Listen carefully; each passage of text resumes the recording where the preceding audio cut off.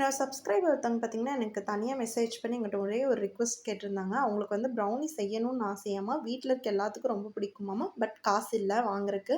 ரொம்ப ரேட் அதிகமா இருக்கு. நீங்க ரெசிபி ஷேர் பண்ணுங்க. நான் பண்றேன்னு கேட்டிருந்தாங்க. ஒரு க்ளீன் பவுல்ல 2 முட்டை, 1 டீஸ்பூன் போல வெண்ணிலா எசன்ஸ் சேர்த்து நல்லா வந்து இந்த மாரி மிக்ஸ் பண்ணிக்கோங்க.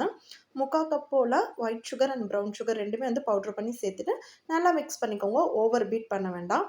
1/2 கப் போல காம்பவுண்ட் வந்து எடுத்துக்கோங்க. 1/2 கப் டார்க் காம்பவுண்ட், 1/4 கப் போல பட்டர் சேர்த்துட்டு மெல்ட் பண்ணிட்டு அது கூட சேர்த்துக்கோங்க.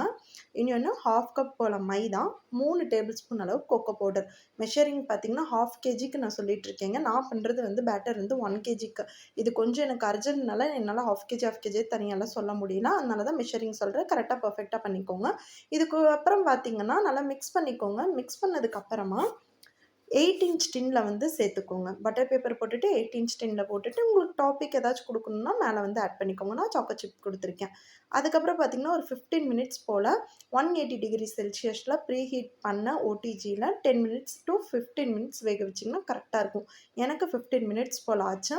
பாருங்க எந்த அளவுக்கு பெர்ஃபெக்ட்டா வந்திருக்குன்னு. கரெக்ட்டா நான் சொன்ன மாரியே மெஷரிங் பண்ணிக்கோங்க.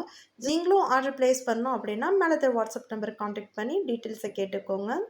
கண்டிப்பா ட்ரை பண்ணி பாருங்க. ரெசிபி பெர்ஃபெக்ட்டா வரும்.